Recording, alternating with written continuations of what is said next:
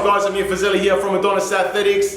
This is where the strong belong and you're watching the Adonis Athletics channel. So today's video is about optimizing the hypertrophy block, optimizing muscle development during your bodybuilding blocks.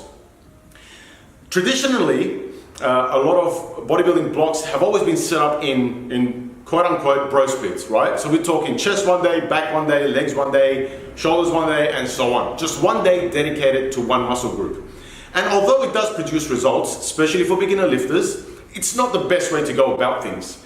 There are better ways to do it. Let me explain what I mean. For the longest time at Adonis Athletics, we've been training bigger muscle groups at least twice a week and smaller muscle groups 3 to 4 times a week during our hypertrophy blocks. And we found that when we started doing this, we started to get much better results in terms of recovery, in terms of progression, in terms of just feedback from athletes and how they feel with their body, how it's changing compared to before. And research has been showing more and more that training a muscle group more than once a week is actually beneficial. However, there's just one thing you need to keep in mind. The way you do it, if you're deciding to split your days up into multiple days, more than one day, you have to equate the same amount of volume that you require for the week. Okay, so you can't blast your, say, legs 3 days a week with like 15-20 sets per day. Okay, so what do I mean by that? Your amount of volume that required for you per week, you just got to split up again over the number of days that you're going to do that or train that muscle group. So, for example, if you need 15 sets for back development for your current training status, you can train twice a week, and one day you can do 10 sets for back, and the second day of the week you can do 5 sets for back. That's going to get you the same or even arguably better results than doing all 15 sets on one day. Now, why do I say it can potentially get you better results than doing it all in the one day? There are multiple reasons, but probably the biggest reason is this.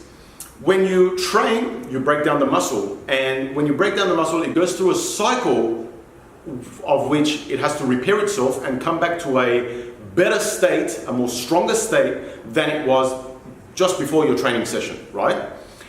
This is called supercompensation. If you wait too long after this supercompensation occurs before you train the muscle again, you can actually cause a little bit of detraining. So you can lose a little bit of ground that you gained from that training session. If you train the muscle group multiple times in the 1 week, say at least twice in the 1 week, what you've done is, this is where the muscle originally started at. It detrains, starts to recover, and it comes above where it used to be. You catch it right here and you train it again. So it again detrains and recovers above where it used to be again. And so you start to ride this wave and continuously try and improve more and more. If you wait and do the muscle group once a week, so you're waiting a whole 7 days, it might take, say, 3 or 4 days for that supercompensation to occur. During those 3 days that you are sort of stagnant and not training the muscle, you can start to see some dwindling down, some detraining start to occur before you train it again. So you lose a little bit of ground. That's why that's important. So remember, in conclusion, try and split your days up. Try and train a muscle group more than once a week, typically bigger muscle groups like chest, back and legs, twice a week, and smaller muscle groups like arms and delts, 3 or maybe even 4 days a week. And you got to remember, you have to adhere to the total amount of volume you need per week if you do that. All right, that's it for this episode. Stick around, more coming.